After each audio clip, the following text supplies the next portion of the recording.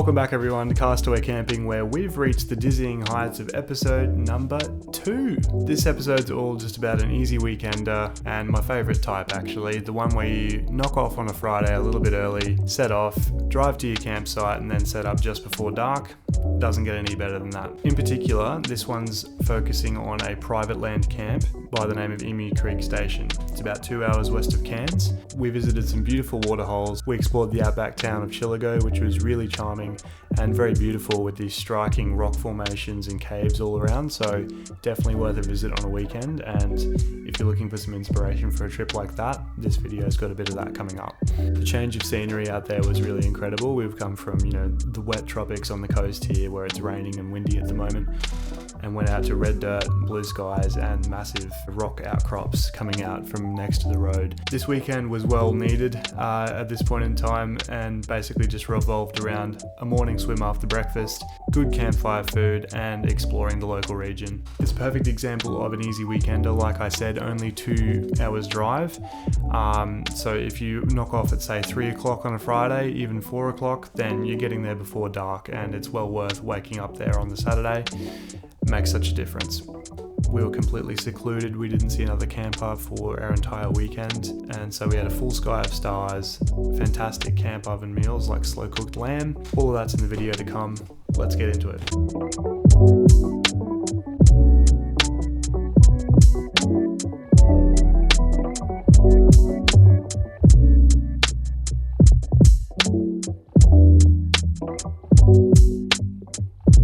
Nothing better than knocking off on a Friday, putting the tills down, getting out a little bit early, packing the car up, loading it to the brim with all your gear, and heading out for a weekend away camping starting Friday night. I just love the feeling of ditching everything, getting everything set up on the Friday night and waking up there on Saturday morning. So we've just come off the range. We're heading out to a cattle station out west to dodge a bit of the rain that's coming through. This weekend there's a lot of campers in a lot of national park sites booked out around the coast. We're going to get very wet this weekend, so if the forecast holds out we'll be laughing, because it looks like sunny blue skies out where we're going. We're meeting up with a few mates who've also just knocked off and are heading out there now, and we'll pan to our setup when we get there. A lot of people seem to think that it's a bit of a deal breaker if you're setting up in the dark, but I say if you catch the sunset on your way out, everything's fine. This particular sunset was bathing everything in this reddish pink light, and it was really a sight to see for a Friday afternoon. And there it goes. We had about 7 kilometres of bumpy dirt track between the turnoff and our campsite. However, it really didn't take too much four-wheel driving, and if you took it slow, you'd get most cars in there. And the result? A fire and a couple of drinks to cap off the work week.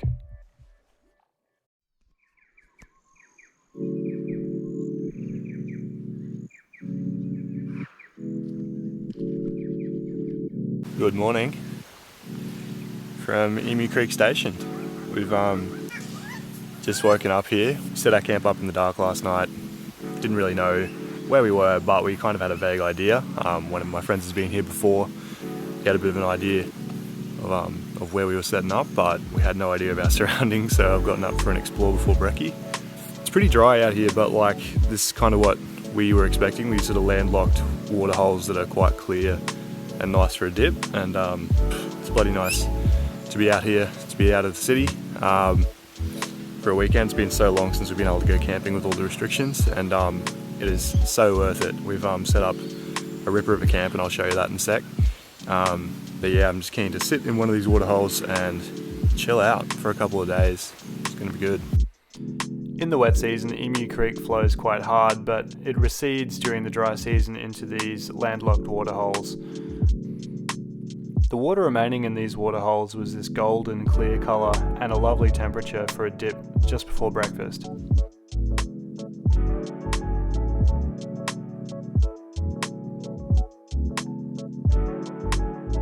So on this trip I'm camping out of my Land Rover. Dan's come up in his Hilux. We've set the two camps up together, made a bit of a hub with the gazebo, Had a really good fire last night. Yeah, I'll get to showing all that in a sec. We're all ready to just settle in and have a chill weekend, make some good food on the campfire. It's gonna be good. The best part about this camp was having these outback looking landscapes only seconds away from your campsite. As you can see in this clip here, I'm only steps away.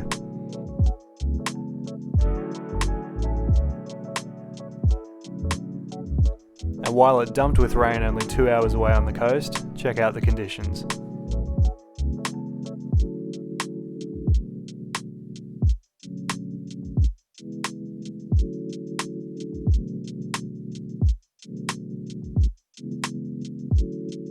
We settled in for a good breakfast, and after refueling, we loaded some supplies into the picnic esky and set off to explore.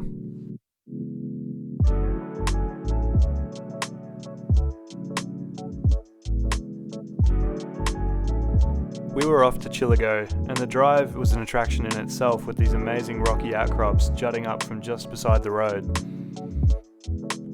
Given we only had a half-day window today, we decided that we'd dedicate a special trip to the Chillago Caves another time.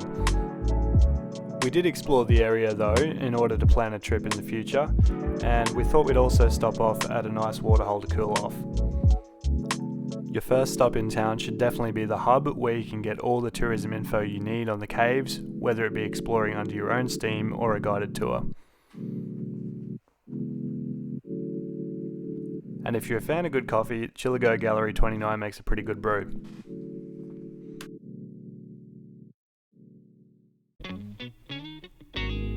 We asked around in town on the best place to have a swim, and the locals did not disappoint. This spot's called Chillago Weir, and you barely have to drive out of town to get to it.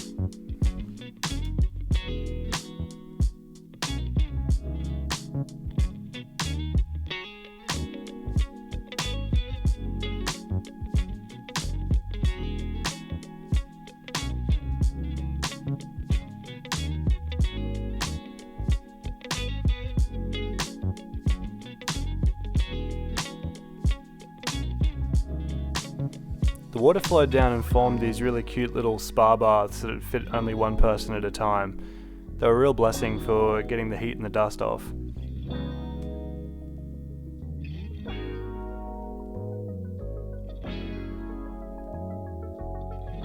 Next, we were off to see Balancing Rock.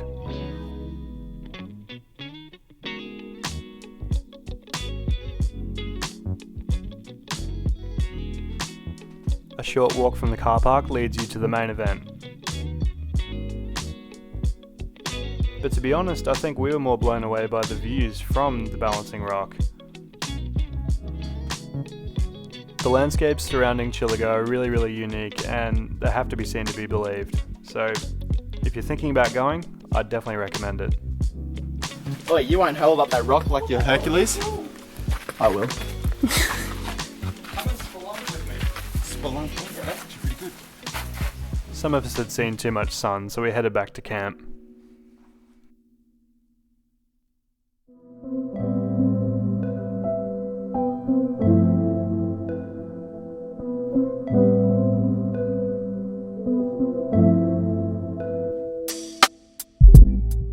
We got back with plenty of time to build the fire back up, as we were going to cook a slow-cooked lamb shoulder in the camp oven.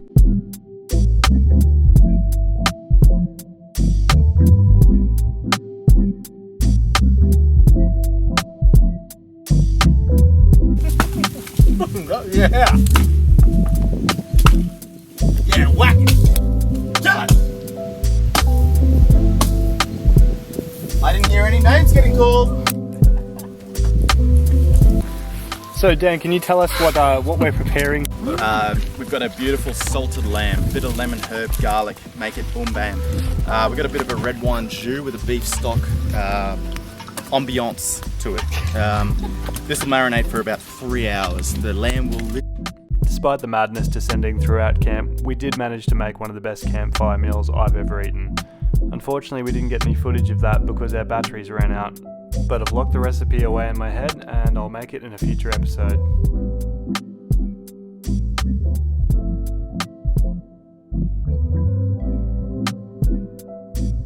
So that wraps it up. A quick weekend up at Emu Creek Station. Only 2 hours out of town. Had an amazing time. You can set up under the stars. Beautiful full sky stars even when it's raining down on the coast. I lucked in with the weather. Had a big fire. Cooked amazing food. Had some lovely water holes to swim in. Ventured out to Chillago. Just a top weekend really, and just so easy to do. And yeah, definitely encourage you, like when things are getting busy, like as restrictions lift and the national parks are all looking pretty full, find out what stations and what private property camping there is around, because it's amazing. Like we paid $10 per person per night, go straight to the station owner, and had a site all to ourselves, couldn't see people for miles around. We've just entered the main campsite now where there's a lot of people camped, but you know, complete seclusion, great time.